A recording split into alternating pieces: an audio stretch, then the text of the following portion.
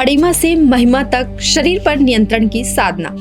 अणिमा से महिमा तक यानी शरीर और चेतना पर पूर्ण नियंत्रण की वह साधना जो एक सामान्य मानव को दिव्यता की ओर ले जाती है।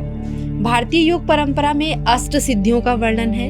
ये 8 शक्तियां हैं जो योग और तपस्या के उच्चतम स्तर पर प्राप्त होती हैं। पहली है अणिमा, जो शरीर को परमाणु जितना सूक्ष्म कर लेना। लघिमा, शरीर को अत्यंत हल्का बनाना, हवा में उड़ने की क्षमता। महिमा, शरीर को विशाल कर लेना। गर्विता, अत्यधिक भारी बन जाना। प्राप्ति, इच्छित वस्तु या स्थान को तुरंत प्राप्त कर लेना। प्राकाम्य, किसी भी इच्छा को तुरंत पूर्ण कर लेना। ईशित्व, सृष्टि पर नियंत्रण की शक्ति।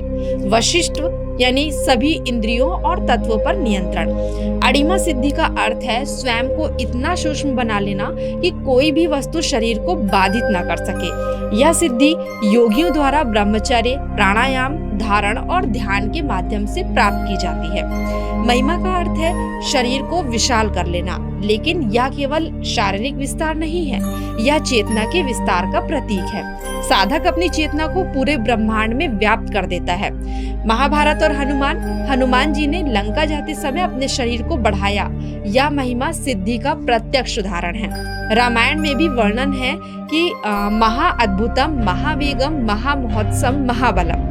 यानी आज न्यूरोसाइंस, क्वांटम फिजिक्स और माइंड बॉडी कनेक्शन को लेकर कई अध्ययन बता रहे हैं कि हमारी चेतना वास्तव में शरीर को नियंत्रित कर सकती है। योगी केवल अपनी चेतना को नहीं बल्कि कोशिकाओं, डीएनए, मेटाबॉलिज्म तक को नियंत्रित कर सकते हैं। यह बात आधुनिक रिसर्च भी प्रमाणित कर रही है।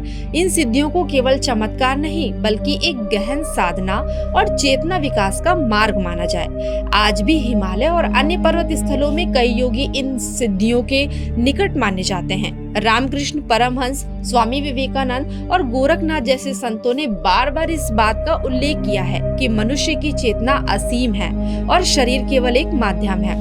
अणिमा से महिमा तक की यात्रा केवल सिद्धियां प्राप्त करने की नहीं बल्कि आत्म साक्षात्कार की यात्रा है। यह हमें याद दिलाती है कि हम केवल हड्डी मांस का शरीर नहीं बल्कि ब्रह्मा की अमर चेतना है। तो दोस्तों, यदि आपने भी कभी सोचा है कि क्या हम अपने शरीर, मन और आत्मा पर पूर्ण नियंत्रण पा सकते हैं, तो शास्त्र कहता है हाँ, पर इसके लिए चाहिए निरंतर अभ्यास, संयम और समर्पण।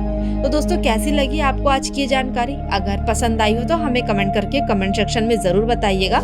मिलते अपने नेक्स्ट एपिसोड में ऐसे ही कुछ रोचक व ज्ञानवर्धक विषय के साथ। तब तक के लिए मैं आप सभी से आज्ञा चाहती हूँ। धन्यवाद।